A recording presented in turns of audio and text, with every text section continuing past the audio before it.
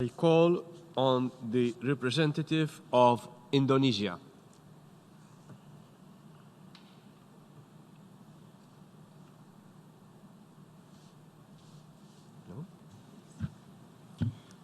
Mr. President, I'm taking the floor to exercise Indonesia's right of reply to the statement made by Vanuatu. But before continue, allow me to introduce myself. I am from the eastern part of Indonesia, a neighboring island of Papua. I am also Melanesian of origin. As an Indonesian with Melanesian roots, I can tell you, we do not like to be clustered, we do not like to be categorized, or worse, divided by another faraway country. Papua is, has, and will always be part of Indonesia. Vanuatu keeps on questioning Papua and its place in Indonesia. Now, let me ask this of them. Have you ever bothered to have a deeper look into the legal and historical facts on the status of Papua as an integral part of the United States of the Republic of Indonesia? If not, I suggest that you read all the historical files.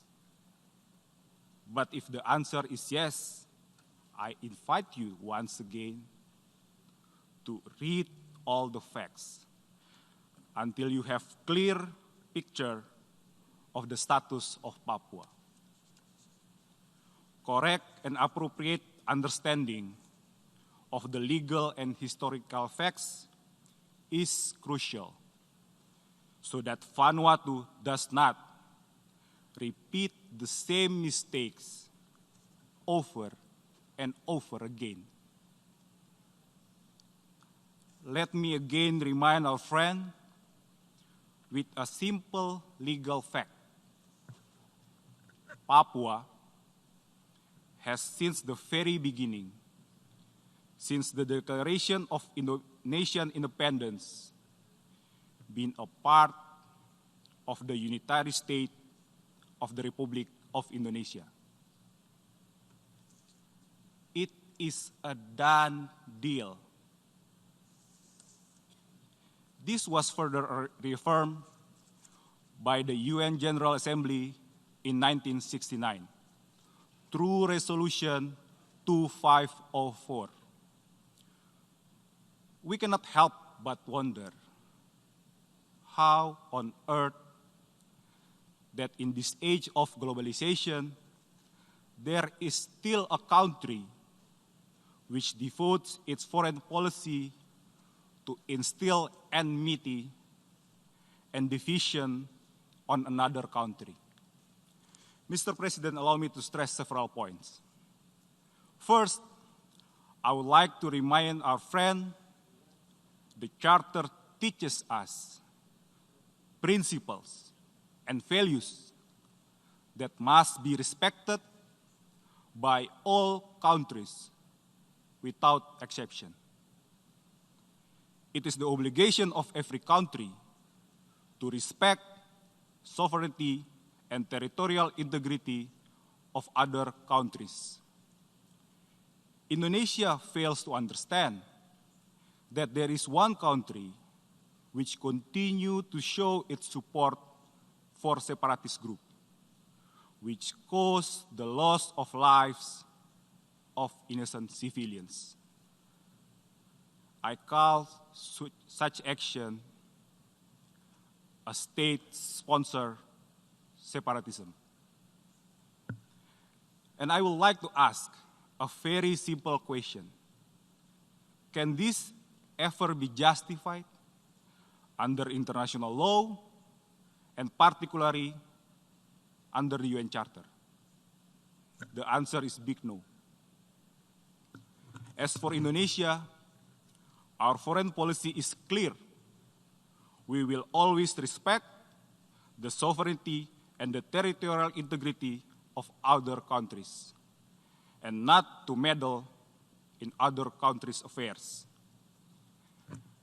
Secondly, Indonesia is obliged to inform members of the United Nations of the motive behind the statement and action of this irresponsible country. Vanuatu wants to give an impression to the world of its concern for the human rights issues, while the real and the only motive is to support separatism agenda. Vanuatu continues to carry out provocative measures, inter alia, by advocating baseless, unfounded promise of self-determination. What Vanuatu does not realize is that its provocation has created empty hopes and even trigger conflicts. This is a very irresponsible act.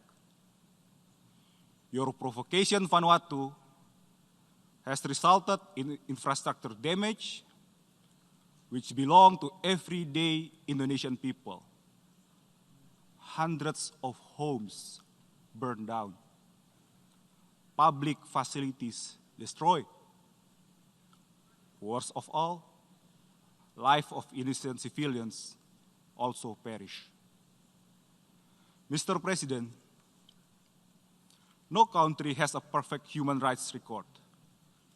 But let me assure you once again that Indonesia, like other countries, is committed to promote and protect human rights of all its people, including in Papua. In a democratic country like Indonesia, what government does is always scrutinized by the people, including by its independent and credible national human rights institution. Lastly, Indonesia is a pluralistic country, and we will remain pluralistic. We will respect all the differences. We will respect the custom, the local wisdom of each and every ethnic group in Indonesia.